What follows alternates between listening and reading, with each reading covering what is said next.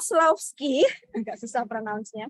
Terus yang satu lagi dari Department of Psychology-nya UCL, Profesor Adam Harris. Nah, jadi ini tuh first project between Institute of Women's Health sama Departemen Psychology tentang disertasi ya, sebelumnya tuh nggak ada. Jadi kalau di UK nih ya, terutama master student, banyak master student tuh yang di-encourage untuk penelitiannya systematical review. Jadi kayak jurnal dan segala macam, comparing aja. Jarang banget yang di-encourage untuk intervensi, survei, atau eksperimen gitu. Karena memang lebih ribet etiknya, dan kita cuma punya waktu limit banget setahun kan master, dan disertasi itu biasanya di trimester akhir gitu. Tapi aku ngeyel banget nih, pokoknya pengen banget survei atau pengen banget eksperimen, karena satu, mumpung di sana kita punya resource yang luar biasa, profesor-profesor yang hebat, yang aku pengen banget belajar the way they are thinking gitu, logika berpikirnya seperti apa. Nah, akhirnya setelah ditolak oleh 6 supervisor lainnya, terus aku menghubungi si Profesor Adam Harris ini. Beliau emang expert di bidang experimental psychology, terus beliau juga akhirnya setuju jadi supervisorku, karena ini first project beliau kayaknya manipulation gitu, di psikologi itu ada manipulatif ya, tapi di bidang kesehatan gitu. Terus akhirnya karena Profesor Adam Harrisnya setuju, akhirnya aku cari di Women's Health juga lebih gampang, dan akhirnya disupervise sama Profesor Anna Lansley, yang sebenarnya semuanya ini nggak ada yang background-nya bidan. Si Anna Lansley ini nurse, Adam jelas psikolog, terus si Catherine itu dia obstetrician, bukan obstetrician sih, MD, tapi kayak obstetric training gitu dari New Zealand. Terus ya, this is really apa ya, challenging tapi seru juga, karena untuk kita semua nih pertama kali. Nah, jadi kenapa sih aku tuh eager banget gitu untuk meneliti tentang decision making gitu.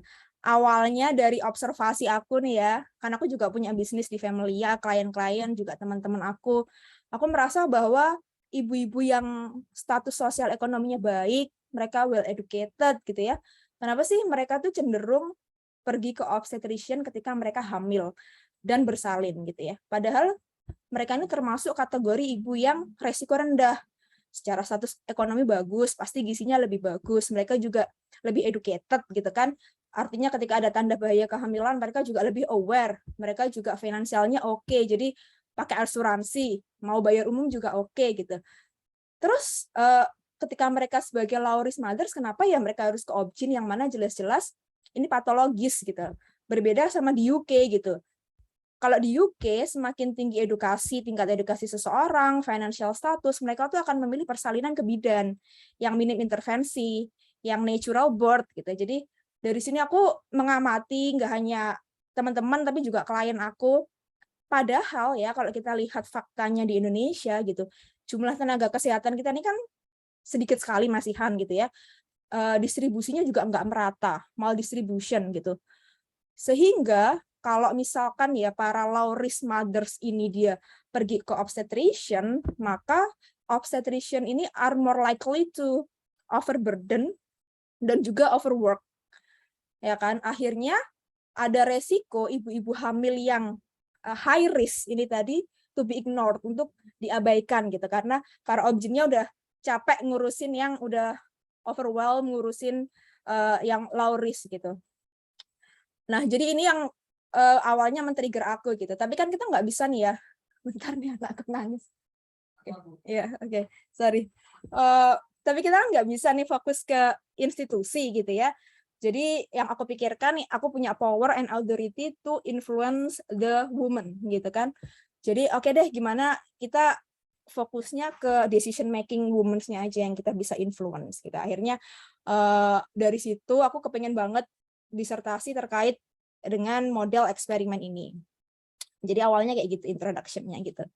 Pengen tahu apakah decision making si ibu-ibu ini bisa dirubah atau enggak. Sebentar, next. Oke. Nah, setelah aku baca banyak literatur terkait decision making di Indonesia, itu sangat minim sekali. Dan cuman ada decision making terkait healthcare provider ini bidan versus dukun gitu, yang mana sudah nggak relevan lagi dan sudah outdated. Kenapa? Karena data dari Kementerian Kesehatan 90% persalinan kita itu udah ditolong sama nakes. Ada 10% yang sama dukun, tapi mungkin di remote area atau secara geographical dia jauh dari fasilitas kesehatan gitu.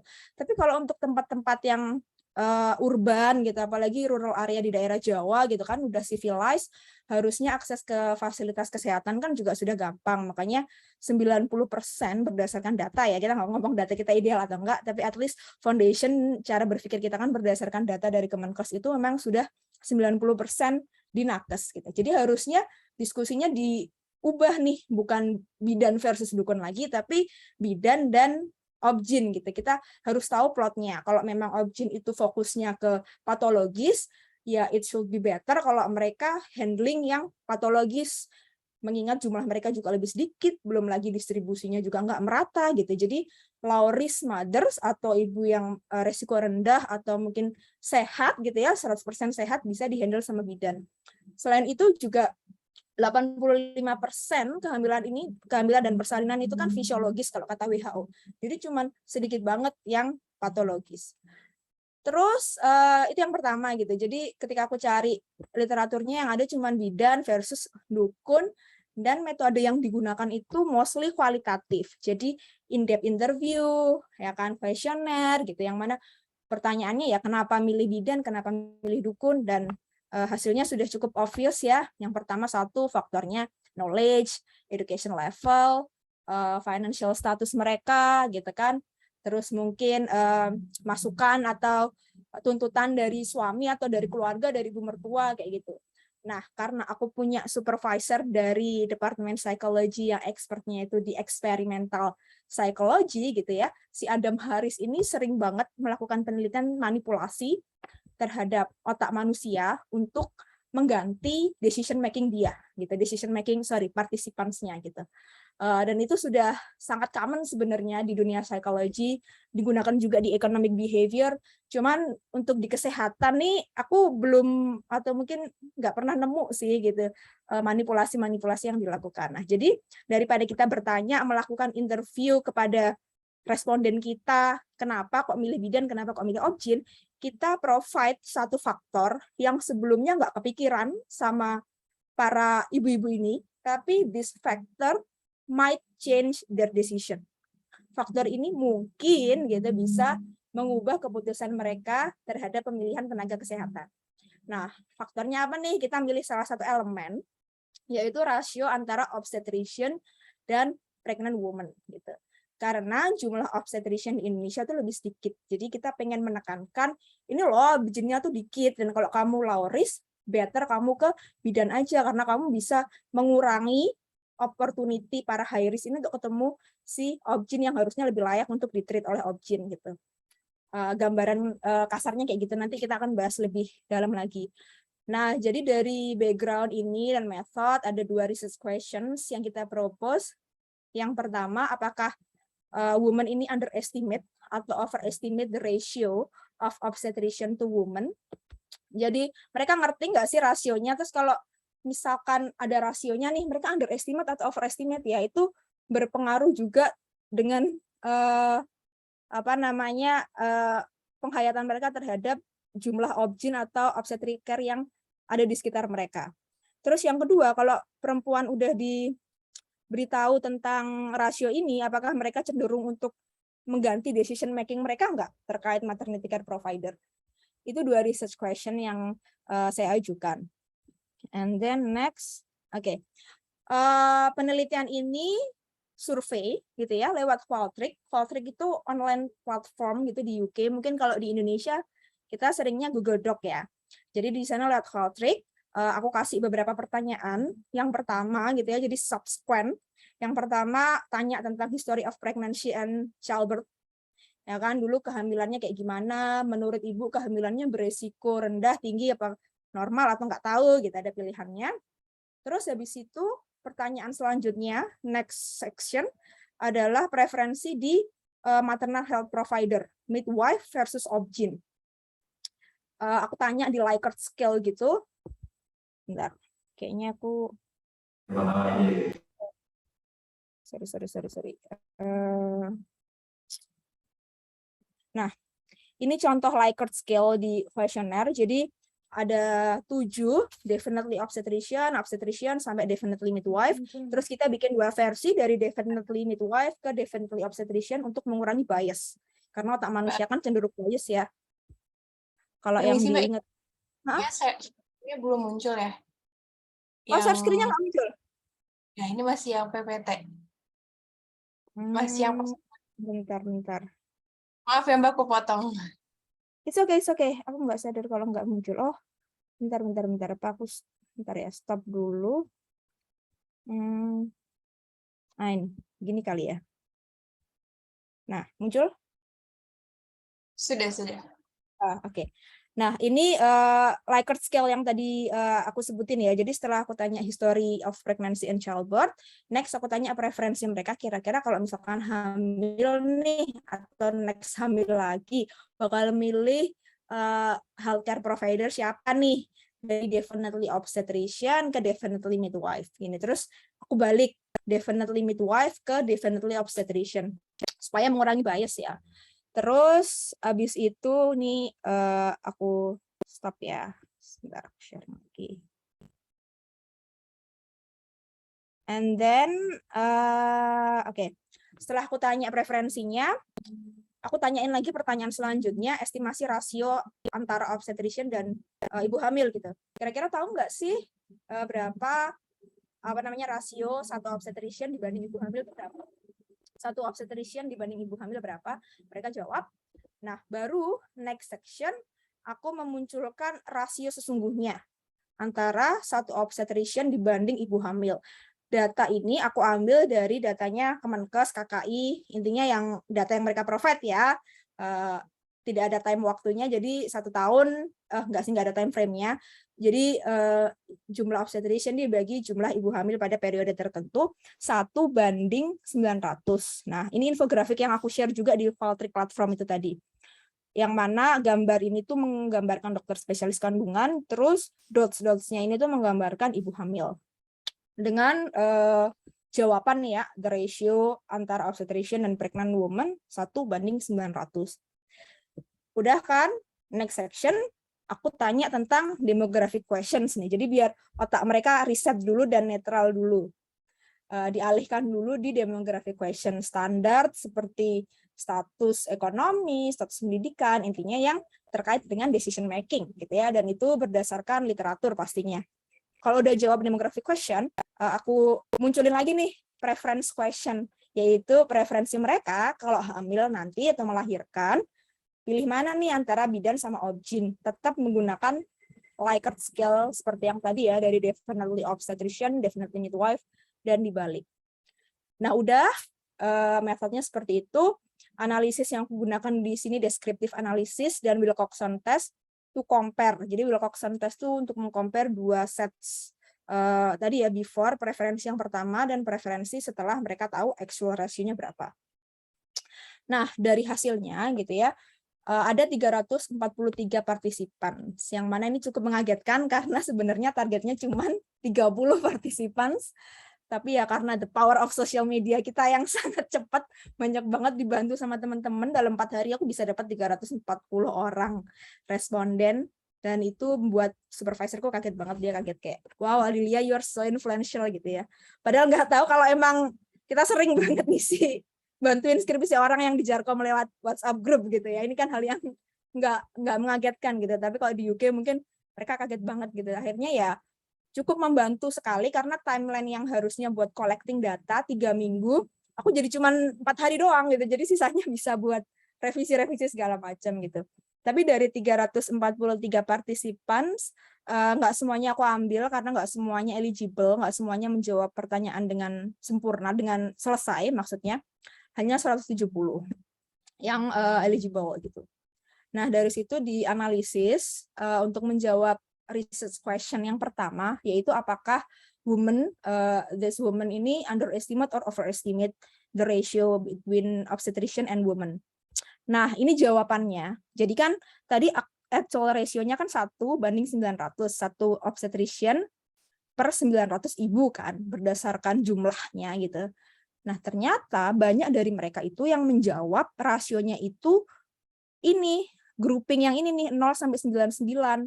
Jadi banyak ibu yang mengira satu objin itu menghandle 100 sampai 100 orang aja gitu. Mereka menginterpretasikan bahwa jumlah ibu hamil yang di-care oleh objin itu sedikit atau objin itu banyak jumlahnya gitu. Jadi 82,4 participants underestimate the ratio of obstetrician to women. Mereka menjawab lebih sedikit dari jumlah aktual rasio yang sesungguhnya gitu. Nah, terus masalah decision making, apakah ada perubahan atau enggak? Ternyata dari hasil Wilcoxon test, there was no significant change in women's preference, baik untuk antenatal care and childbirth. Jadi enggak terlalu signifikan, mediannya ini 2,5 dan ini 3. Ini tuh berdasarkan Likert scale ya, tadi yang definitely midwife sampai obstetrician, dan ternyata memang ini sama nih, 3 ke 3. Terus next discussion gitu ya. Jadi mungkin saja gitu ya, the ratio information ini it's not a key driver for women's decision making gitu.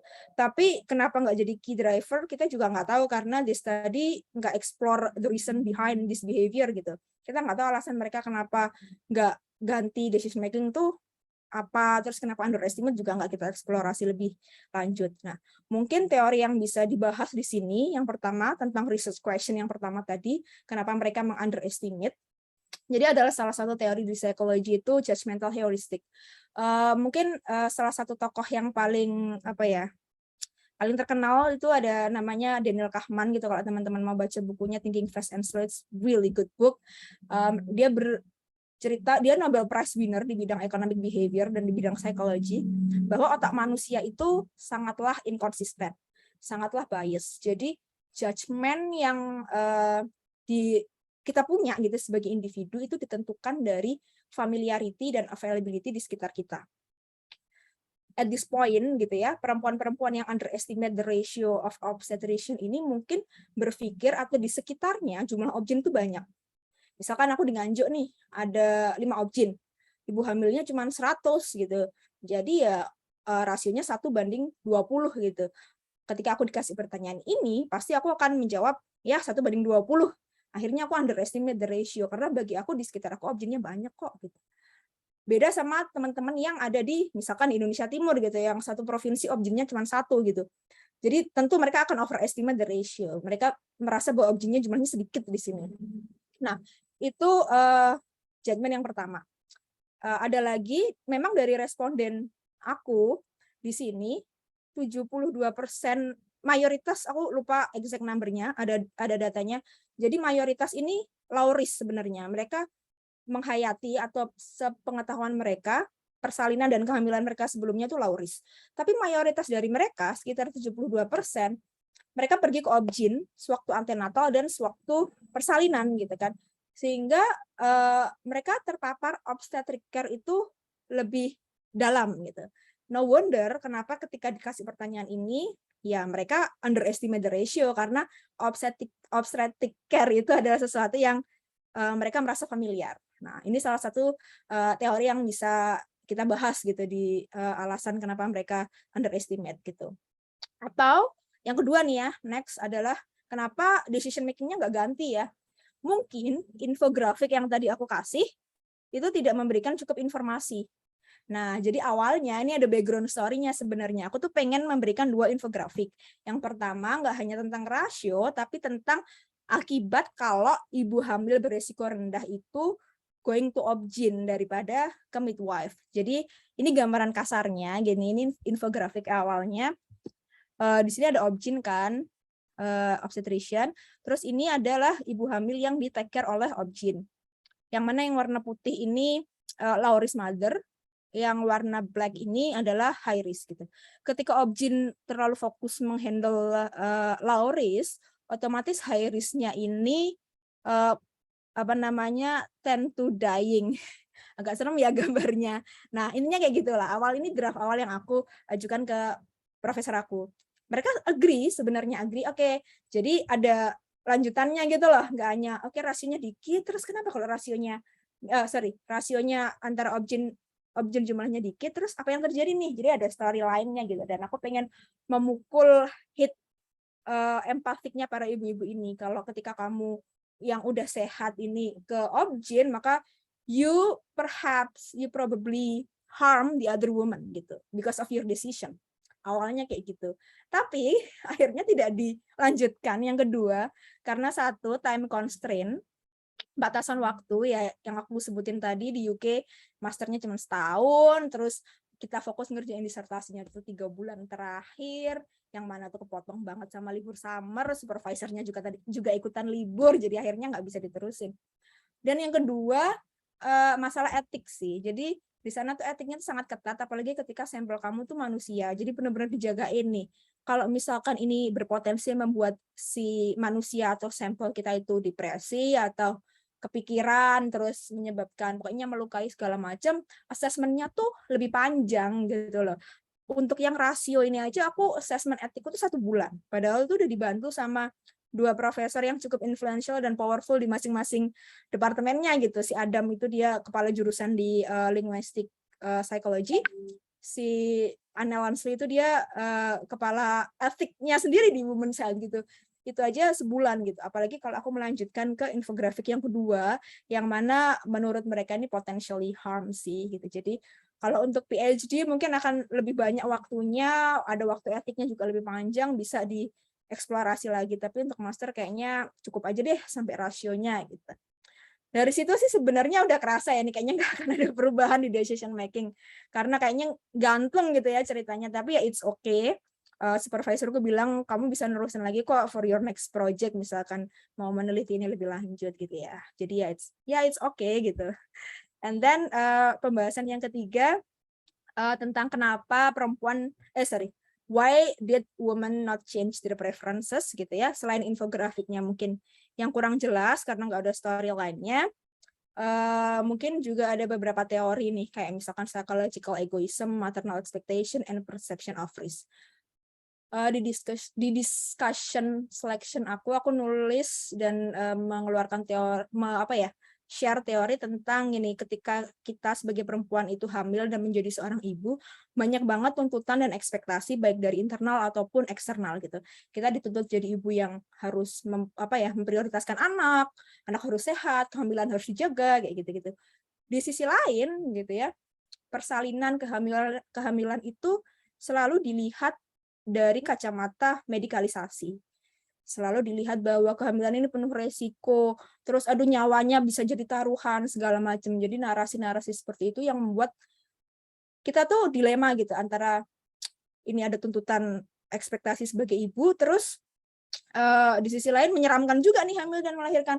Akhirnya kita milih healthcare provider yang dianggap lebih intelektual gitu, yang lebih intelijen, yang lebih knowledgeable, yang mana di society kita it's an obstetrician. Nggak hanya di society kita sih, mungkin di beberapa negara bagian kayak di US itu memang menganggap ada suatu literatur gitu ya dari analisis media gitu, bahwa memang orang menganggap obstetrician itu lebih knowledgeable in term of birth and pregnancy gitu ya dibanding midwife. Makanya akhirnya ibu-ibu ini lebih condong percaya ke obstetrician. Akhirnya ya udah, kalau aku di Obgyn sebelumnya dan di responden ini kan mostly low risk woman-nya si di obstetrician ya. Ya next aku juga nggak akan ganti karena I'm feeling secure with my obstetrician gitu. Terus juga ada perception of risk. Jadi bisa jadi karena ibu-ibu ini nggak tahu sebenarnya resikonya dia seberapa gitu. Mungkin ya ini dia nggak tahu resiko dia resiko rendah atau mungkin dia ibu hamil resiko tinggi, yang mempengaruhi juga tentang pemilihan tenaga kesehatannya. Kalau di Jawa Timur kan kita punya skor Puji Rohayati ya, tapi setahu aku belum implemented nationally kan.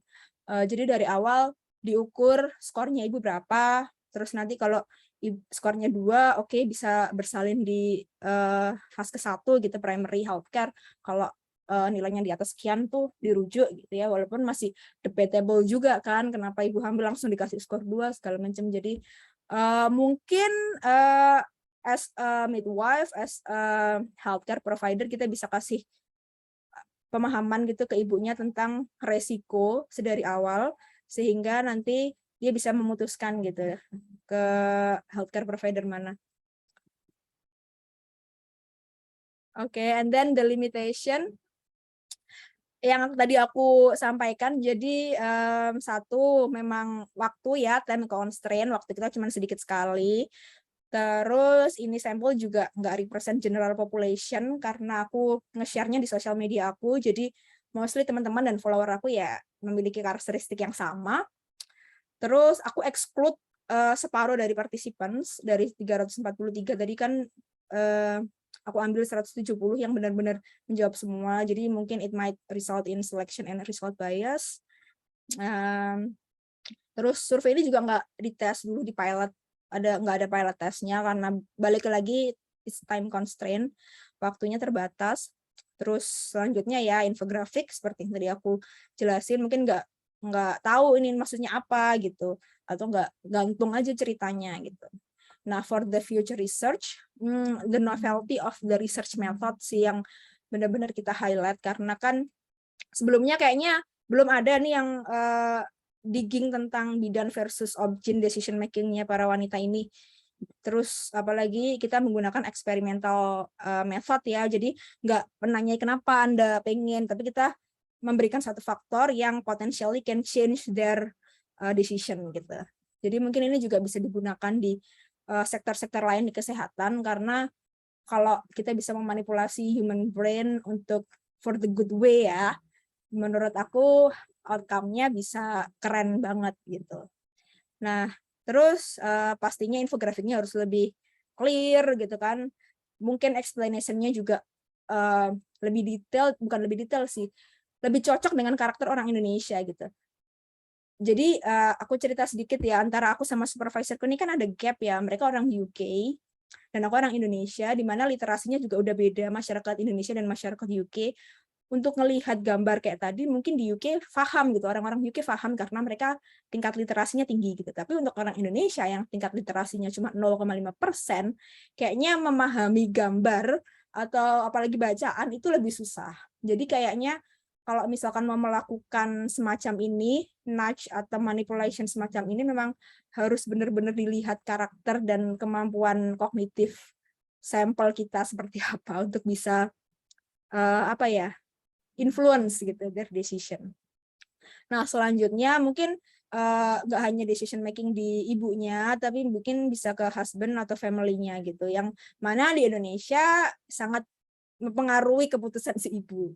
Mungkin itu sih for the research. Mungkin kalau teman-teman ada yang mau ngelanjutin, ada yang mau apa sharing kayak gini juga, it will be so great. Jadi kita bisa banyak ngobrol mungkin nanti ya. Oke, aku rasa itu aja sih. Thank you. Aku kembaliin lagi ke Mbak Cantika. Oke, thank you Mbak. Wah, sangat ini ya teman-teman, sangat membuka insight banget ya. Ternyata memang tidak semudah itu ya Mbak ya untuk melakukan penelitian di luar ya. Padahal keinginan kita sebenarnya tinggi, besar, tapi mungkin karena waktu juga dan mungkin terutama karena etik juga ya yang akhirnya terhalang. Tapi insya Allah mungkin ini bisa dilanjutkan untuk teman-teman ya di luar sana. Apa namanya, mimpi-mimpinya Mbak Aldi, atau mungkin nanti Mbak Aldi mau melanjutkan S3 lagi nih Mbak. Oke, sebelum tanya jawab, boleh nih teman-teman kalau yang mau raise hand, boleh banget ya kita tanya langsung ke Mbak Aldinya. Dan di sini Cantika mau ingetin ya, jangan lupa yang tadi mungkin teman-teman sempat screenshot atau sempat membuat notes-notes ya terkait insight-insight dari Mbak Aldi, boleh banget nih di-share di story Instagramnya dan di-tag di Ikawari FK UNER. Jadi biar kita tahu juga, wah ternyata kita punya alumni sekeren Mbak Aldi loh, kayak gitu. Terus jangan lupa nih teman-teman untuk follow sosial media kita juga di Instagram, Ikawari FK UNER, dan juga ngikutin di YouTube kita karena nanti beberapa program kita bakal kita banyak share di YouTube kita ya. Dan yang pasti nih, khususan untuk teman-teman, kakak-kakak senior, dan adik-adik semua, jangan lupa yang belum ikutin Telegram, boleh banget nih ikutin Telegram kita. Mungkin untuk teman-teman panitia boleh dikirim ya linknya di kolom chat. Oke, baik. Apakah sudah ada yang raise hand?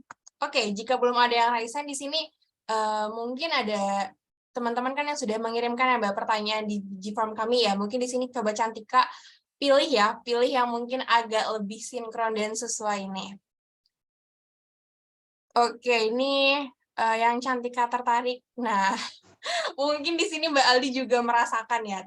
punya banyak teman bidan, dan biasanya nih bidan sendiri pun itu tuh memilihnya adalah objin. Jadi menurut Mbak Aldi nih, bagaimana nih pandangan Mbak Aldi terkait decision making kita sendiri nih, terutama menjadi seorang bidan malah milihnya tuh objin bukan bidan itu sendiri. Menurut Mbak Aldi bagaimana? Iya sih, kadang tuh mungkin kita bisa melihatnya as a whole part ya. Yang pertama, trust issue juga terhadap kemampuan bidan, dan itu nggak bisa kita ignore ya kan gitu. Pendidikan kebidanan itu kan banyak sekali, kualitasnya juga masih kita pertanyakan gitu. Jadi sangat wajar, apalagi kita sebagai bidan, terus kita waktu praktek bareng teman-teman yang beda institusi, ini no offense ya, ini. Jadi terus kita merasa kok mereka nggak kompetensi ya, nggak capable gitu ya. Terus ketika kita apa namanya, melahirkan ya kayak even aku nih ya, honestly aku melahirkan waktu itu sama objin walaupun persalinan semua ANC sama bidan. Kenapa? Karena waktu aku melahirkan kan di Nganjuk. Aku nggak tahu kondisi bidan Nganjuk kayak gimana at the time. Sedangkan aku kerja di Surabaya nih, aku MC di puskesmas segala macam. Ngikutin UK banget lah pokoknya di fase 1 puskesmas gitu kan. Tapi ketika di Nganjuk kan aku nggak tahu ya, dan agak-agak skeptis gitu ya. Mungkin kalau aku di Surabaya aku lebih ngerti ini aku mau kemana. Paling nggak aku ke Bu Eva lah ya gitu. Ya kan? Nah, kalau di Nganjuk tuh, aduh kemana ya? Dan pada waktu itu emang aku bersalin di Nganjuk di hari akhir-akhir karena ya dengan alasan dekat sama orang tua, dan pada waktu itu ayahku sakit, jadi kayaknya mungkin lebih di Nganjuk, dan sesuatu yang nggak bisa aku kontrol ya kondisinya. Jadi ya udah deh, akhirnya yang aku trust ada satu objin yang memang dia menurut aku sangat capable gitu ya, dia lulusan UI, jelas aman gitu ya. Nah terus akhirnya bersalin di sana. Jadi memang honestly yes, aku pun sendiri merasakan itu karena satu mungkin trust issue, yang kedua itu tadi ya maternal expectation, tentang aku mau ingin memberikan yang terbaik nih buat anak aku pengen save even suami dan keluarga aku juga, ya udah deh gitu daripada gambling gitu kan gitu. Jadi memang menurut aku sih nggak bisa disalahin juga di womens-nya gitu kan. That's why kenapa aku pengen research ini, karena pengen tahu nih kira-kira faktor apa yang bisa change their decision gitu loh kalau misalkan mereka hamil gitu. Setuju. Berarti nih kalau misalkan boleh disimpulkan ya Mbak ya, benar-benar disimpulkan dalam arti kata, karena di sini insya Allah yang hadir semuanya bidan ya, terutama bidan-bidan UNER dan mungkin ada beberapa di luar UNER, ini PR kita bersama nggak sih? Gimana caranya merubah persepsi, sebenarnya bukan merubah persepsi, kayak lebih meyakinkan lagi kepada wanita di luar sana kalau sebenarnya bidan juga mampu. Dan yang terutama adalah sebelum meyakinkan orang lain, kadang tuh bidan sendiri nggak percaya ya sama kemampuan kita. Akhirnya pas di pelayanan kitanya yang kurang percaya diri, akhirnya mungkin kita yang mendekat ke arah medikalisasi, padahal mah kalau udah benar tuh sangat-sangat normalisasi sekali ya. Iya, Tapi iya itu. tangan aja nih. Oke. Nih Mbak, melanjutkan pertanyaan ya. Nah, kalau begitu bagaimana nih Mbak menjadikan bidan adalah pilihan pertama dan terpercaya mendampingi seluruh proses kehidupan, terutama ya fokus kita kan di kehamilan persalinan nih pas gitu. Menurut Mbak Aldi gimana? Berarti as a woman ya nih ya, atau as a midwife, as a woman gitu ya. A woman. Oke, misalkan aku orang awam ingin melahirkan dan menjadikan bidan pilihan pertama gitu ya. Mungkin image-nya bidan yang harus diperbaiki, dan itu balik lagi jadi PR kita bersama gitu ya.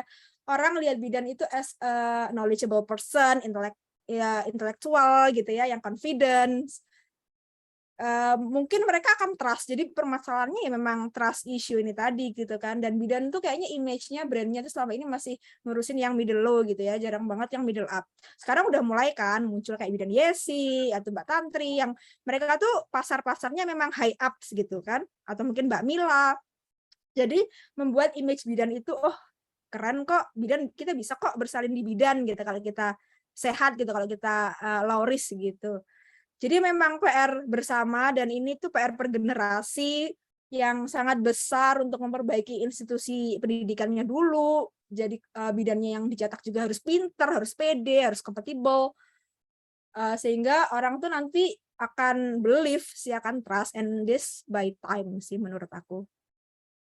Oke, setuju. By the way, ini untuk teman-teman ya yang mau raise hand boleh banget ya, atau yang mungkin masih malu-malu boleh banget nanti di chat di kolom pertanyaan biar Cantika bantu untuk membacakan. ditunggu ya raise hand teman-teman, kan seru kalau misalkan kita langsung sharing ya sama mungkin para kakak senior dan adik-adik yang Mbak Aldi nih. Nah, setuju banget sih Mbak kalau dibilang dari image bidan harus diperbaiki, dan mungkin di sini juga nggak apa ya, juga mungkin banyak ya di sini ada adik-adik kita yang masih kuliah mungkin preklinik atau lagi sedang mau menuju profesi nantinya di tahun awal tahun kan, karena biasanya start di bulan Maret nih Mbak. Kayaknya memang apa ya, memang harus ditanamkan sejak dini sih Mbak. Setuju banget, karena apa ya, ketika kita lagi di lahan pembelajaran itu kan rasanya semangat ya untuk belajar gitu loh. Beda hal mungkin nanti mindsetnya beda ketika kita udah di dunia kerja, mikirnya ya nggak bohong kan untuk kita mencari duit juga kayak gitu, dan mungkin di situ ada apa ya, ada hambatan yang dimana kayak kok rasanya kalau pengen belajar lagi tuh mager ya nggak sih, mungkin beberapa ada gitu tapi semoga enggak ya. Jadi di sini mungkin aku juga bisa kayak kasih saran buat aku pribadi, aku juga masih profesi akhir nih Mbak. Jadi mungkin jangan apa ya, kita tuh jangan males dan jangan apa ya, jangan, lebih percaya diri deh teman-teman. Semoga tuh karena yang dibilang Mbak Aldi tadi, ketika kita udah menjadi titelnya bidan kayak gitu tuh, biasanya tuh orang-orang tuh mungkin pada trust isu. Nah, makanya gimana caranya ini sebagai as a person kita jadi bidan yang dipandang yang intelektual, kita dipandang menjadi bidan yang percaya diri terhadap diri sendiri, dan akhirnya ketika kita memberikan edukasi atau pelayanan kepada klien-klien, akhirnya percaya juga kan mereka gitu. Istilahnya kayak sebenarnya bidan sama objin sama aja, kita cuma beda di pendekatannya aja gitu. Aku menunggu nih teman-teman yang bertanya biar nggak aku berdua doang sama Mbak Aldi. Boleh Kayaknya banget nih nih ada sih yang direct okay. message ke aku. Ada. Oh, Boleh. ada. Boleh Mbak Aldi. Ada. Oke, halo Mbak, aku Diana Rahima, aku angkatan 2015, masuk bidan S1 UNER. Mau tanya Mbak untuk terkait dengan demografiknya, apakah dibedakan juga sesuai dengan tingkat pendidikan dan antara demografik daerah rural dan urbannya? Untuk penelitian ini ya, berarti Diana enggak, jadi aku sebar secara acak aja. Tapi di pertanyaannya aku bedakan, ada deskriptifnya tentang apa namanya, tingkat pendidikan, tingkat pendidikan, income gitu. Cuman untuk daerah enggak, belum, karena susah juga datanya Kemenkes tuh enggak lengkap, jadi ya gitu ya. Mau pilih data lengkap harus surat dulu gitu, yang mana itu jelas enggak mencukupi waktunya. Jadi ya aku ambil data di Kemenkes yang memang udah di-provide secara general. Semoga menjawab. Thank you, Bidan Aldi. Nah, ini ada di chat kita nih, Mbak. Dari Abil. Permisi Kak, mau tanya apakah di ilmu psikologi tidak ada yang bisa memanipulasi decision making yang mampu melawan atau against kepercayaan sosial? Contohnya sebagai citra bidan yang jelek dibanding objin gitu, Mbak. Ada tidak? Nggak tahu jawabannya, kayaknya aku belum baca.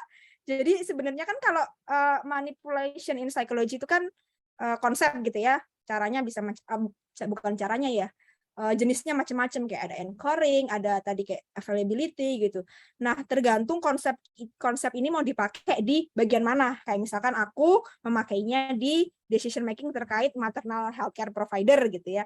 Kamu bisa juga nih pakai konsep ini, gimana sih caranya ngubah brandnya bidan di penghayatannya ibu-ibu ini supaya citra bidan lebih bagus. Nah, ya bisa dicari pastinya. Mungkin bisa dijadikan referensi buat penelitian selanjutnya, gimana nih cara memanipulasi otak para ibu-ibu terkait citra bidan. Tapi konsepnya ada, jadi pengembangannya tergantung masing-masing kita. Oke. Semoga terjawab ya, Kak Abil. Oke, ini mungkin teman-teman yang mau tanya langsung ke Mbak Adil, boleh banget nih Mbak Aldi. Ya Allah, aku tipe mulu, maaf ya Mbak. Ini penelitiannya bagus banget, dilanjutkan khususnya di Jawa Timur. Boleh ya, Mbak, boleh banget nih dipakai idenya. Ya. Siapa tahu ada yang Boleh. mau ngebuat skripsinya nih, boleh banget. Oke, ini sudah ada yang bertanya Mbak Erni, monggo Mbak. Terima kasih Cantika, terima kasih Mbak Lia atas kesempatannya. Ini sebenarnya adalah didahulukan yang peserta aja ya daripada panitianya. Oke. Jadi gimana Mbak? Ya udah Mbak Luki dulu aja itu. Oke, Saya kalau ada waktu ya. Oke, monggo Mbak Luki. Masya Allah. Masih di mute Mbak. Selamat sore. Oke, sore. Assalamualaikum. Assalamualaikum warahmatullahi wabarakatuh. Ya, selamat sore. Terima kasih atas kesempatan yang diberikan. Tadi agak telat sih saya menghadiri forumnya nih. Jadi tadi di tengah paparan baru masuk ke Zoom. Kebetulan lagi jaga sore juga. Lagi di puskesmas ini, Mbak.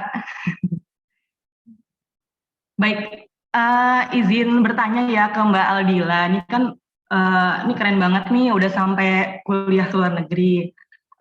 Saya mau bertanya, saya sendiri kan di primary healthcare ya di puskesmas.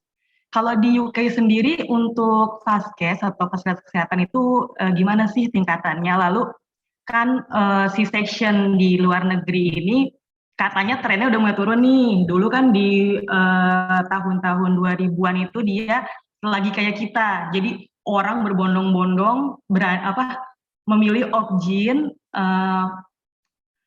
sebagai orang yang kayak lebih pintar dari bidan, tapi sekarang mereka sudah mulai back to normal.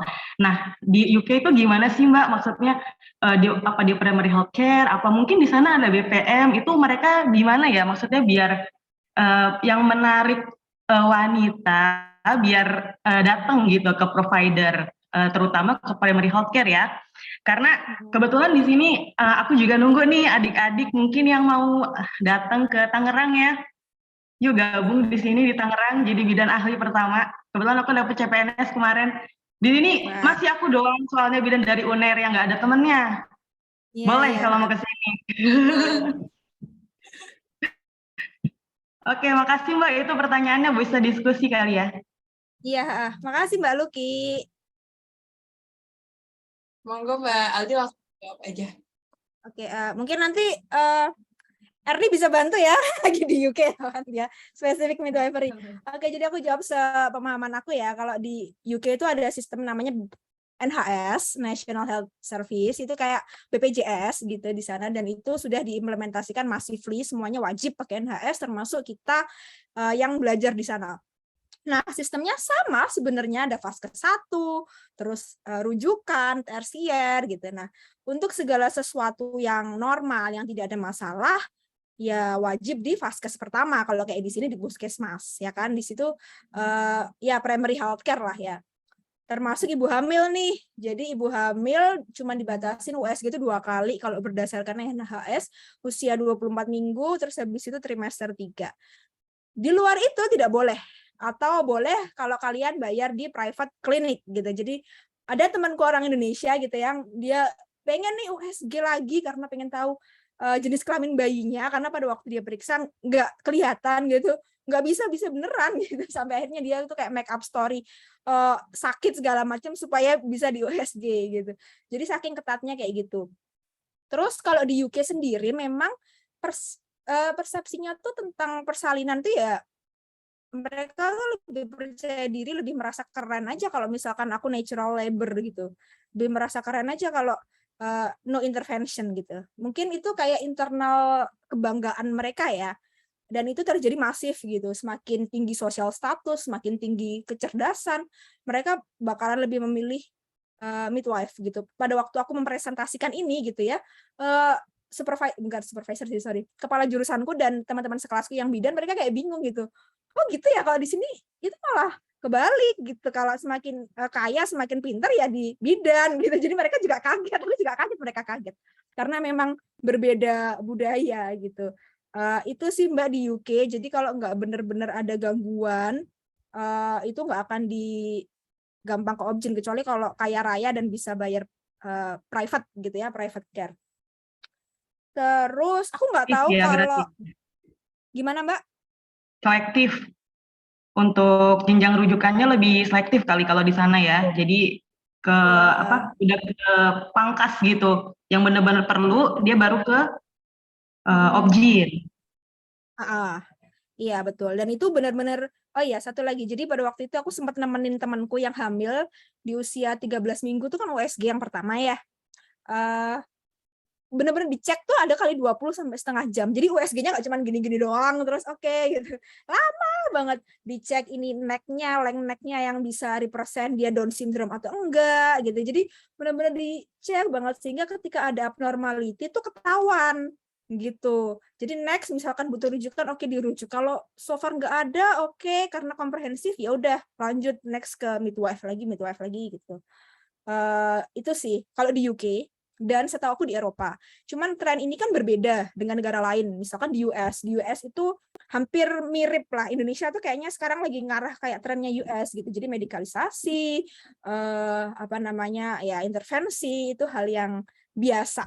Nah, jadi perbedaan itu sih kalau tadi Mbak Luki bilang trennya sesar terus bisa turun, aku nggak tahu sih spesifiknya, tapi setahu aku UK mereka cukup bangga dengan normal labor. Nah, terus yang kedua, gimana tadi Mbak, gimana wanita bisa di-encourage untuk apa tadi? Iya, Sorry. di sana kan mereka bangga ya kalau back to natural birth.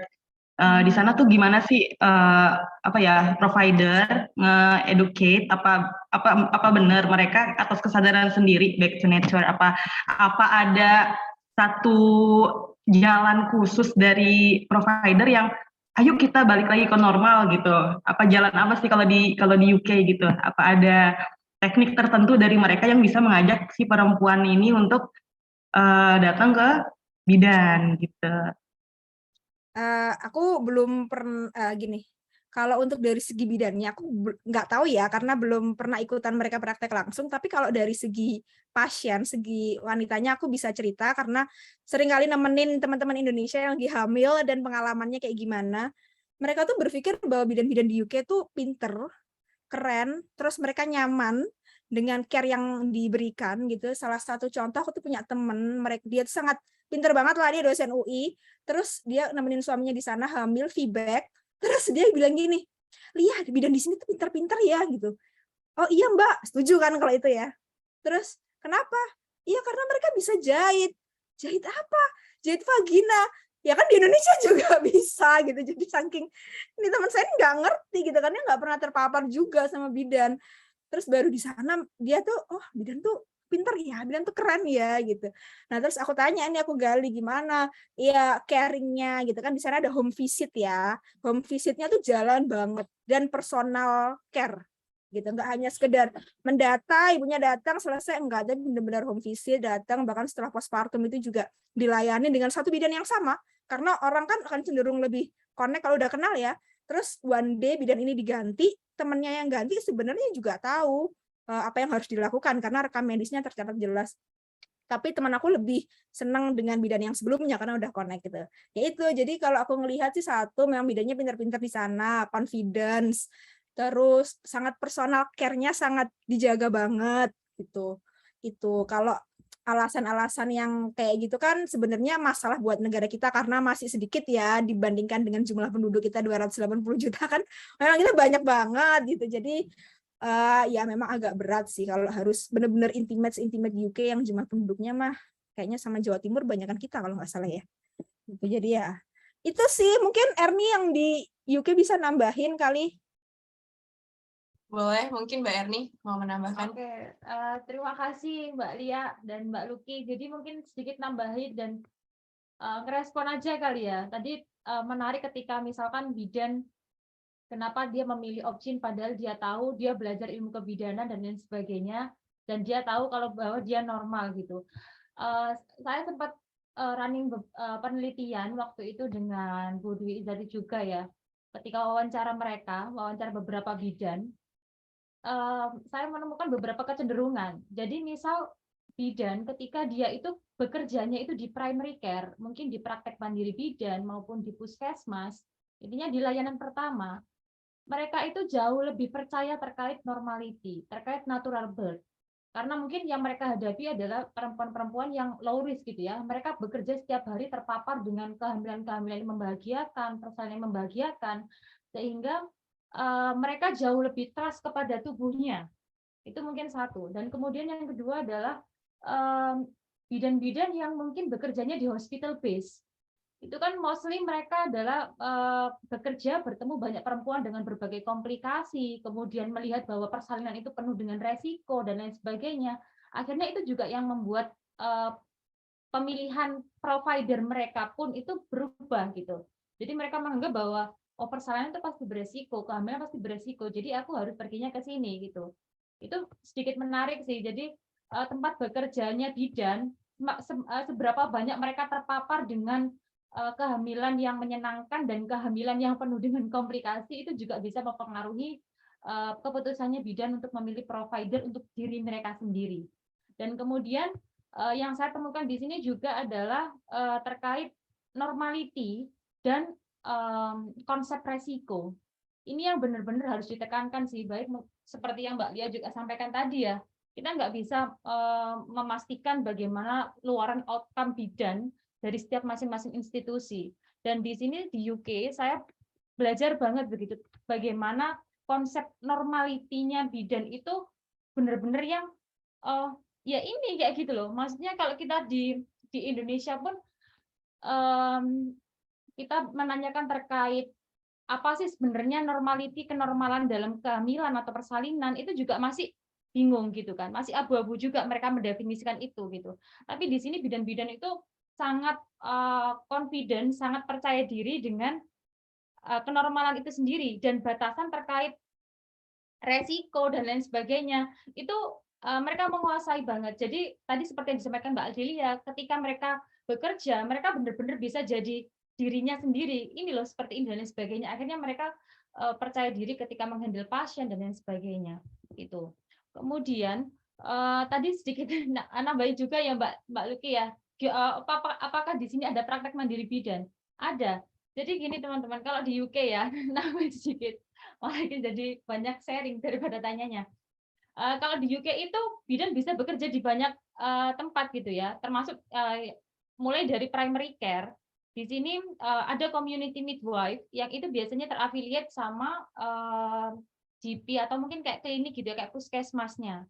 Jadi bidan bisa bekerja di situ, kemudian mereka juga bisa kayak private service, baik mungkin tadi private swasta, misalkan kamu buka antenatal birth education kelas-kelas seperti itu, atau mungkin kayak home birth service, atau bahkan mungkin apa namanya free birth, water birth dan lain sebagainya, itu mereka bisa melakukan sendiri gitu. Jadi mereka buka layanan, tapi tetap kayak terafiliat sama Royal College Midwife-nya di sini gitu. Kemudian juga mereka bisa di hospital. Nah di hospital ini yang kemarin sempat saya share juga ya. Menariknya di sini itu ada midwife-led unit dan ada obstetric unit. Ini yang di Indonesia nggak ada. Kalau di hospital kita di Indonesia, kalau misalkan bidan kerja di rumah sakit, otomatis kamu kerjanya adalah mungkin di VK bersalin, kemudian ruang perawatan obgyn. Yang mana di situ DPJP atau penanggung jawab utama pasien adalah obgyn, gitu ya. Nah, kalau di UK, di hospitalnya UK, itu ada namanya midwife-led unit. Perempuan itu bisa, ketika dia normal ya, nggak ada komplikasi, dia bisa bersalin di hospital, dan itu dia bisa bersalinnya seluruhnya itu ditanganin oleh bidan. Jadi midwife-led unit itu adalah part of hospital, yang mana seluruh dari mulai ketua, maksudnya kayak koordinator unitnya, sampai pelaksananya, itu semuanya midwife. Nggak ada obgyn yang masuk ke situ. Itu. Jadi meskipun kamu bersalin ke hospital, ya kamu bakalan bisa ditanganin semuanya bidan. Itu yang di Indonesia nggak ada. Jadi nggak ada DPJP, misalkan obgyn masuk situ nggak ada. Adanya mungkin nanti ada konsultan midwife di sana, kemudian bidan yang pelaksana dan lain sebagainya di situ. Kemudian ada lagi yang terpisah, obstetric unit. Nah, obstetric unit ini yang perempuan-perempuan dengan kompleksiti. Jadi mereka yang ada komplikasi.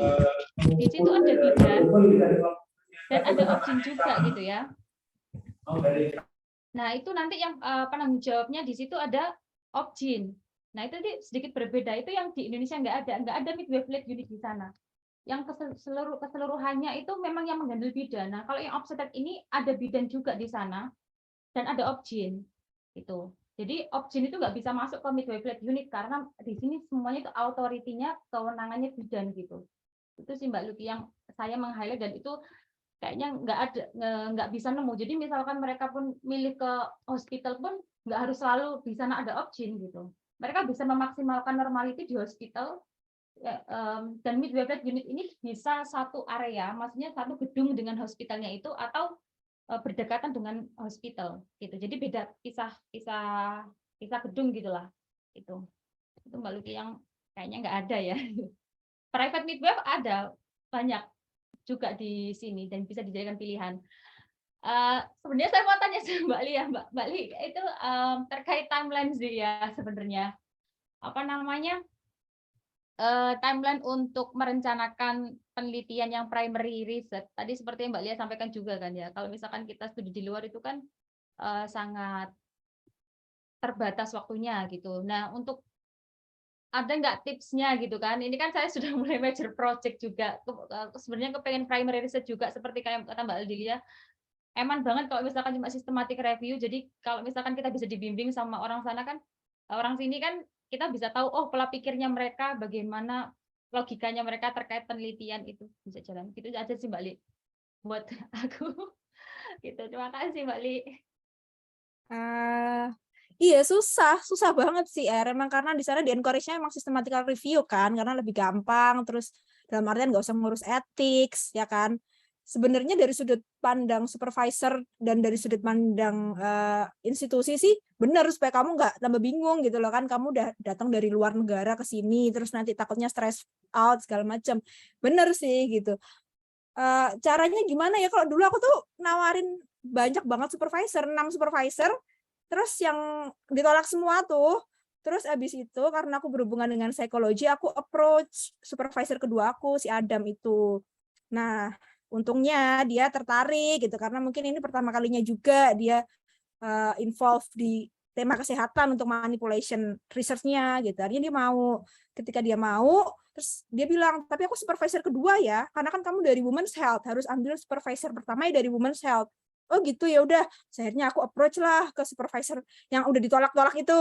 Terus ini cuma tinggal satu aja kok, gitu kayak agak-agak memelas dan ini banget ya menjual cerita gitu, cuma satu aja gitu kan. Terus akhirnya si Profesor Anna Lansley ini kayaknya tersentuh, ya udah deh gitu, karena sebenarnya mereka kan takutnya kayaknya aku nggak capable deh, nggak bisa deh.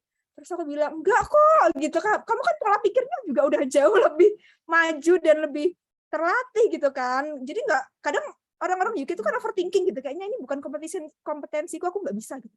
Padahal kan it's just the matter of logical thinking gitu ya, dan dia sudah lebih bisa gitu. Makanya aku please, terus ya udah deh akhirnya dia mau gitu. Memang susah sih, susah memang. Oke lah, thank you, nanti tak consider lagi. Makasih Mbak Li. Iya. Oke, baik. Semoga jawabannya untuk Mbak Erin dan Mbak Luki terjawab ya, Mbak ya. Oke, mungkin untuk teman-teman yang lain nih, teman-teman bidan yang lain, apakah ada yang ingin bertanya langsung pada Mbak Lia? Mumpung ada kesempatan kita bertemu langsung dengan Mbak Lia nih. Sebenarnya sih banyak pertanyaan yang sudah masuk, Mbak, tapi kan lebih seru kan kalau misalkan teman-teman raise hand ya. Apakah ada yang nanya? Kalau nggak salah di chat tadi ada ya. Oh, ini kayaknya ngerespon. Oh, ini ada Mbak, satu. Bagaimana pendapat Mbak Lia jika dokter di training untuk pelayanan USG? Itu kalau di UK, ada nggak yang seperti itu? Bagaimana pendapat Mbak Lia terkait itu? Aku nggak tahu kalau di UK untuk medical doctor tuh ada USG nggak ya, Mungkin Ernie tahu, aku nggak tahu sih. Gini, malah nggak hanya dokter umum ya, bidan itu bisa USG ya? di UK. UK Ada ya? midwife spesialis sonografi. Jadi kalau makanya itu juga salah satu yang saya dapatkan di sini terkait keilmuan, itu mereka sangat open untuk semuanya. Bahkan training-training untuk ultrasonografi itu midwife bisa daftar dan itu difasilitasi. Jadi gini teman-teman, di UK itu ada namanya spesialis midwife. Itu memang bukan home base-nya itu di university, nggak diajarkan di kurikulum kebidanan, tapi itu yang mencetak spesialis midwife itu adalah dari RCM-nya, Royal College Midwife. Jadi, oh kamu adalah bidan spesialis mental health, oh kamu bidan spesialis sonografer dan lain sebagainya.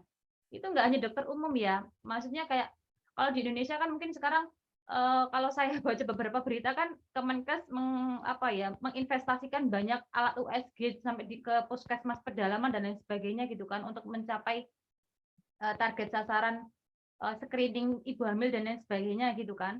Nah kalau di sini di UK itu kamu misalkan background-nya radiografer, itu pun bisa melakukan USG kehamilan, bisa memprovide service untuk USG kehamilan. Bidan pun bisa, dokter umum pun ya bisa gitu. Maksudnya nggak hanya sekedar option gitu ya. Jadi dan itu pun setahu saya kalau saya baca sekilas kurikulum USG untuk yang diajarkan untuk bidan maupun kayak mungkin radiologi atau misalkan nurse dan lain sebagainya itu memang ada batasannya gitu. Jadi ada misalkan USG dasar yang memang bisa dilakukan oleh bidan. Kemudian kalau misalkan kita memang menemukan sebuah hal yang perlu ditindaklanjuti, nah itu akan dirujuk ke feto maternal kayak gitu. Itu sih mungkin ya yang Mungkin saya tahu. Jadi nggak hanya sekedar GP atau dokter umum aja atau mungkin SPOG aja yang bisa pegang USG gitu. Bidan pun bisa. Kamu bisa ambil training dan itu difasilitasi oleh organisasi profesi. Gitu. Oke, mungkin nambahin juga ya.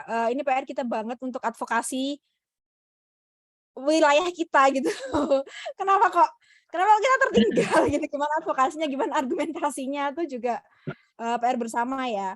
Dan benar ya kata Erni, kalau di UK emang open banget terhadap knowledge gitu, karena mereka berpikiran semakin dibagi ya semakin manfaatnya banyak, dan buat apa atau juga nggak merugikan kita gitu. Itu mungkin yang nggak beda sama Indonesia. Kenapa sih kita limit banget masalah knowledge gitu, padahal juga nggak rugi juga mau sharing knowledge ya. Harusnya USG yang tadi Kemenkes distribusikan ke pedalaman, it should be midwife itu juga dilatih, atau at least kalau enggak sebenarnya kita bisa latihan sendiri nggak sih sama engineer yang jualan USG, kan mereka pasti tahu how to operate. Cuman harusnya memang Itu di kayaknya sistem. bukan rahasia lagi ya, maksudnya kayak rahasia umum lah ya. Banyak yang mungkin yang teman-teman bidan yang bisa mengoperasikan USG, tapi itu mungkin didapatnya bukan dari training yang mungkin diafiliate sama organisasi profesi atau secara resmi di institusi gitu ya. Mereka malah mungkin dapat trainingnya dari company, perusahaan-perusahaan yang mengeluarkan alat USG gitu. Karena mereka mungkin mikirnya juga, ya aku sudah investasi banyak duit buat mengeluarkan USG, buat bikin produk ini gitu. Sedangkan kalau misalkan jumlah option kan jauh lebih sedikit kan daripada bidan. Ya bidan adalah target pasarnya mereka lah gitu. Iya, make Ya sense. mereka yang bikin alat, ya mereka pasti bisa tahu gimana cara mengoperasikannya gitu. Ya. Itu mungkin Mbak Li. Bidan yang USG dimusuhin Mbak di sini. Gitu ya Bu. Oke, Mbak, ini karena mungkin Mbak Lia mohon maaf ya, kita waktunya agak ngaret, nggak apa-apa ya Mbak Li? Apakah ada kegiatan lain Mbak? Enggak, it's okay. Nggak ada ya. Kalau mungkin satu lagi bagaimana nih Mbak? Mumpung lagi ada yang mau raise hand. Oke, boleh ya. Oke, mungkin untuk Mbak Diana Rahimah. Ya, Monggo, terima Mbak. kasih Cantika. Aku mau ikut menanggapi juga yang terkait dengan USG ini, karena aku kan barusan selesai magang di USAID untuk health office, khususnya untuk tim maternal and child health sama HIV. Nah, di maternal and child health ini benar kata Mbak Erni, jadi tuh aku ngelakuin studi untuk untuk update-nya USAID di Indonesia terkait dengan point of care ultrasound ini, pengadaan ultrasoundnya di Indonesia. Nah, salah satu yang aku temuin dari temuanku di literatur review itu banyak beberapa di LMIC itu udah pengadaan pelatihan ini nakes terkait ini pemeriksaan USG. Jadi mereka mendistribusikan tidak hanya distribusikan bendanya saja, alatnya saja, tapi juga di human resource-nya juga disiapkan semua. Jadi ya emang PR kita sih salah satunya harus ada yang ambil alih ke ini policy maker-nya yang menginfluence ke pemerintahnya juga. Oh, sekarang tuh udah harusnya waktunya ini loh perubahan loh. Kalau misalnya mau mendistribusikan ya nggak hanya pengadaan barang aja, supply chain aja, tapi gimana human resource-nya dan ya harusnya ada perubahan sih, karena peraturan hukum itu juga dinamis mengikuti perubahan zaman ya, harusnya yang namanya peraturan dan kewenangan itu juga ada perubahan menurut aku.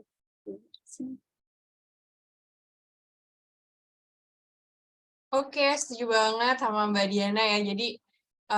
Jadi untuk teman-teman bidan nih jangan apa ya, jangan merasa bidan itu tuh kerjaannya hanya itu aja ya. Ini mungkin Mbak Erni dan Mbak Lia udah sering banget mengungkapkan hal-hal ini gitu. Kalau misalkan kita tuh selain menjadi pendidik, menjadi klinisi, kita pun juga bisa duduk di policy maker ya teman-teman ya, bener-bener di di tempat pemerintahan yang membuat mungkin undang-undang dan peraturan lainnya. Nah, ini mau kita tutup saja atau mau jawab satu pertanyaan lagi Mbak Lia? Cantika coba tanya Mbak Lia dulu. Ada satu pertanyaan lagi di kolom chat, Mbak. Oh, nggak apa-apa deh, satu lagi sekalian. Satu lagi habis itu closing statement ya, Mbak ya? Oke, baik, ini untuk pertanyaan dari Mbak Anan Nur Aziz untuk PMK nih Mbak, nomor 21 tahun 2021 itu gimana mungkin menurut Mbak Lia dan Mbak Erni ya, bagaimana pendapat Mbak Erni dan Mbak Lia karena ada aturan persalinan tuh harus ditolong oleh dokter dan bidan. Harus ada dokternya ya, kalau aku tidak salah baca juga kayak gitu langsung kaget gitu ya. Dan harus di fasilitas kesehatan. Nah, sedangkan PMB tidak termasuk Fasiankes. Gimana tuh kalau menurut opininya Mbak Lia? Mungkin nanti Mbak Erni juga bisa menambahkan. Aku tuh bingung ya kenapa ini itu ada gitu dan apa yang dilakukan sama ikatan bidan kita, kenapa sampai ini tercetus gitu narasinya gitu. Jadi bingung apa defense-nya mereka tuh apa waktu dialog ini gitu kan, harusnya mereka punya argumentasi dan advokasi yang bagus dong, bukan ini tuh kan sesuatu yang obvious gitu. Soalnya aku PMB ya Mbak. Iya gitu, ini kan sesuatu yang jelas gitu ya. Kita lihat negara-negara maju di UK, bidan punya authority, kita bisa negara berkembang tuh pasti copy paste dari negara maju. Ya udah kalau di UK terbukti peran bidan bagus, di copy paste di sini, di adjust dengan culture di sini, kan outcome-nya bisa diprediksi pasti bagus gitu. Terus kenapa narasi PMK ini tuh bisa keluar gitu loh. Ini berarti Jujur aku PR password ya. Ini kayak PR kita, maksudnya PR kita bidan-bidan yang 77 orang di sini harus ada yang di atas nih sepertinya. PR kita ya teman-teman. Iya, Oke. ya itu sih. Gitu sih nggak tahu, bingung lost word aku apa yang mereka lakukan gitu. Terus kalau setuju jelas nggak setuju lah, orang di UK jelas bidan yang nanganin sendiri juga oke, di Europe juga udah banyak buktinya gitu. Selama ini di Indonesia pun juga sudah banyak buktinya, teman-teman sejawat kita yang di daerah segala macam, kalau nggak ada bidan-bidan tuh bidan-bidan desa di daerah, terus siapa yang mau ke sana gitu kan. Jadi kan ini sesuatu yang doesn't make sense. Oke. Mungkin terakhir dari Mbak Erni, dia mau ditambahkan nih Mbak, terkait opininya Mbak Erni. Kok jadi opiniku ya? Padahal jadi Ini nanyanya buat Mbak Erni juga, aku jadi bingung tadi. Kan nanyanya ke Mbak Erni juga. Jadi itu memang sebenarnya sih ya, maksudnya kadang itu saya pikir bahwa ya masing-masing dari kita di sini punya peran, punya tanggung jawab gitu. Kita mungkin nggak bisa hanya sekedar ya udah ini kan tugas si IBI, oh ini kan tugasnya kamu sebagai rekrut dan sebagainya. Masing-masing dari kita itu punya andil untuk membuat tadi kenapa. Jadi kalau saya belajar di sini, semakin kita itu jauh dari memahami konsep normality, memahami konsep siapa kita, siapa bidan, salah satu yang menjadi ancamannya adalah profesi kita akan tergerus. Profesi kita mungkin akan dihilangkan, profesi kita mungkin akan digantikan, dan mungkin dunia merasa bahwa dunia nggak butuh bidan gitu loh. Nah ini yang perlu kita benahi bersama-sama gitu, nggak hanya sekedar mungkin kalau misalkan cuma berjuang dari misalkan Mbak Ana punya PMB pasti pusing banget ya, pasti kedesak dengan regulasi ini itu dan lain sebagainya gitu. Masing-masing kita di sini saya yakin banget teman-teman kan mungkin ada yang bekerja di RSUD, di kampus barangkali ya, jadi dosen atau di organisasi, di NGO dan lain sebagainya gitu. Ayo gitu, kita itu harus mulai berani untuk ngomong, berekspresi. Kamu harus mengenali lagi dirimu itu siapa sih gitu. Dengan kamu semakin mengenali dirimu itu siapa gitu ya, kamu itu semakin pede untuk ngomong, oh ini loh sebenarnya bidan itu ini dan lain sebagainya gitu. Kadang itu juga beberapa punya apa ya istilahnya itu, dia punya posisi, dia punya tempat untuk ngomong gitu. Tapi karena kita bidan itu juga salah satu kendalanya adalah mereka nggak berani speak up gitu loh. Kayak masih kayak merasa bahwa oh aku ini nggak cukup kompeten atau nggak cukup capable untuk menyampaikan pendapat ini, makanya belajar gitu loh. Belajar baca gitu. Semakin kamu itu tahu membuka pemikiranmu dengan banyak hal, kamu itu semakin berani ngomong. Kamu semakin berani lantang untuk memperjuangkan yang memang itu hak-hakmu. Bukan lagi mungkin hak-hakmu aja ya. Kamu lihat lagi ke pasien-pasienmu gitu loh, bahwa ketika pasien ini nggak ditreat sesuai dengan mungkin keilmuannya kita dan lain sebagainya, ini bakalan jadi sesuatu yang membahayakan buat mereka. Mereka bakal nggak dapat positif atau keuntungan dari misalkan natural birth dan lain sebagainya itu gitu.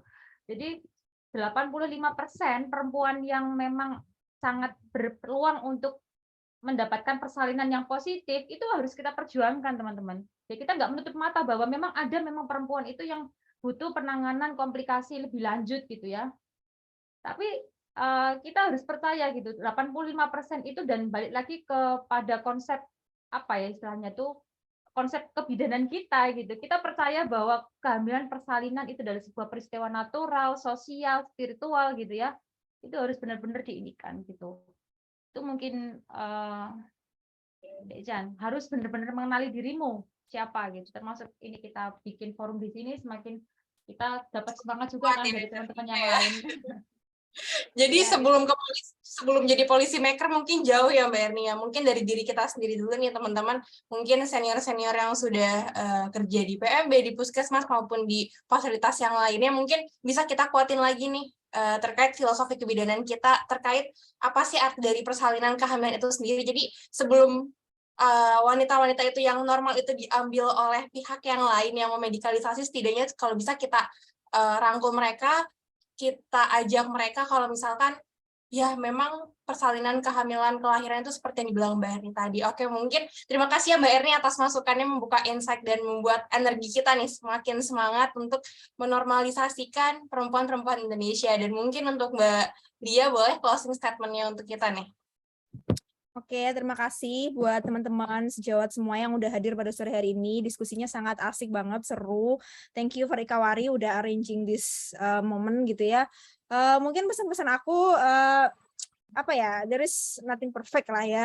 Even our profession juga nggak ada yang sempurna gitu. Tapi daripada kita menyalahkan gitu sesuatu yang nggak bisa kita kontrol, kan yang dulu-dulu udah nggak bisa kita kontrol gitu kan, yang sekarang bisa kita kontrol ya kita fokus di situ. Salah satunya tentang self growth kita, kayak yang Erni bilang tadi, bidan-bidan tuh harus percaya diri. Nah, caranya percaya diri itu gimana? Ya pinter loh gitu ya, mau belajar gitu kan, mau membuka diri, growth mindset gitu, memaparkan dengan sesuatu yang baik seperti kayak acara-acara seperti ini atau mungkin diskusi-diskusi intelektual, itu akan membuat kita tuh lebih percaya diri. Dan untuk teman-teman yang mungkin punya achievement atau prestasi, please share gitu ya. Sekarang kan udah zamannya sosial media kan, jadi bikin bidan-bidan yang lain tuh jadi juga semangat gitu. Kalau misalkan ada teman bidan yang kuliah di luar negeri atau mungkin kuliah di dalam negeri dan kita tahu kan jadi senang kan, oh kita jadi bangga nih bidan bisa sekeren itu. Itu sih, jadi mari kembali ke filosofi kita as a midwife gitu, memandang diri kita seperti apa, kayak tadi yang Erdi bilang, normal labor kayak gimana, care kita kayak gimana, terus be confidence, be smart, growth mindset, mau berpikiran terbuka, dan percaya pada potensi diri kita. Itu sih. Oke, baik. Thank you Mbak Lia. Atas pemaparannya, makasih banget nih Mbak udah mau sharing-sharing, dan mohon maaf ya kita molor 32 menit ya Mbak.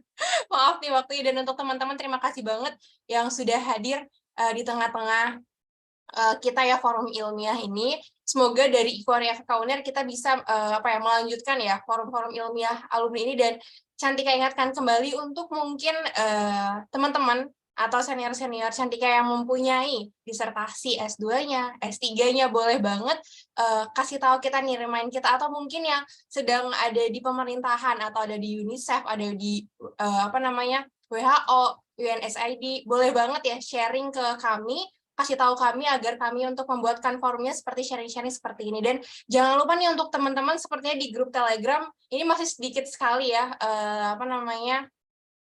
ikatan alumni-alumni yang hadir di sana. Boleh banget teman-teman, khususnya alumni FK UNER, alumni kebidanan FK UNER, untuk join grupnya yang sudah di-share linknya ya di di kolom chat ya.